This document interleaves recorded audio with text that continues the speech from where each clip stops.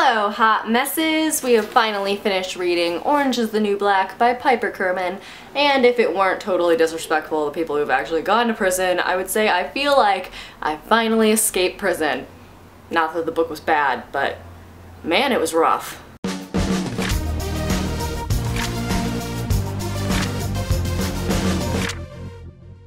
I'm sorry the angle of this video keeps changing. Apparently 8 years on YouTube have not taught me how to sit still. I like Piper Kerman, the author of this book, so much more than I like Piper Chapman, the character from the Netflix series. And even though I feel guilty for buying into the idea that it takes the voice of someone in a position of power for anyone to give a damn about people who are below her, I am grateful that this person who didn't have to use her voice to promote the well-being of other prison inmates is using her experience to try and make life better for some of the people who she was in there with. You don't get nearly as attached to characters in this memoir as you do in the Netflix series based off of it, but that's obviously because you don't get the chance to go into the brains of other people. This is through one person's voice, and you don't have the time to focus in on individuals.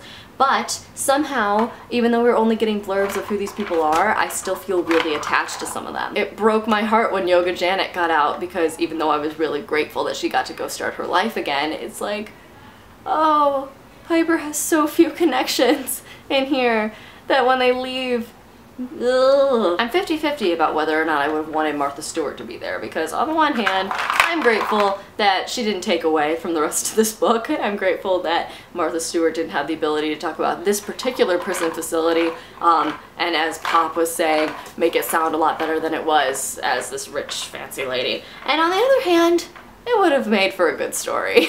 So now that we're done with this book, I have to ask you guys a question I've been asking all my friends, which is, if you were, let's not say getting out of prison, let's say getting to go back to your real life after having to endure something difficult and not having all of the pleasures of your regular life.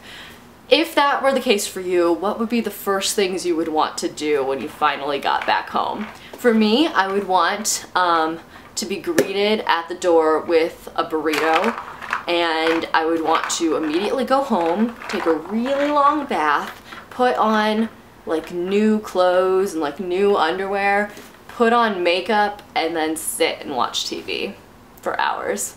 That's my dream. I appreciate that Piper's first course of action was eating pizza, because I feel like we're soul sisters in that way. So besides answering that question, if you have anything else to say on this book, now is the time, because we're gonna do a viewer response video. So if you have favorite quotations, if you have parts of the book that really spoke to you, parts of the book that you were like, this is crap, if you have things you want to say about the TV series that compare to this book, like why it matters that it's different, anything you really are thinking about this, leave me a comment or send me an email or write me a tweet or contact me on Tumblr or Instagram or Facebook or whatever you can think to do, or talk to me at VidCon this week, I guess. That's a possibility. And I will see you guys on Monday. Bye! I'm wondering if we should make a prison cheesecake. I really don't want one, but I really want to say that I've made one.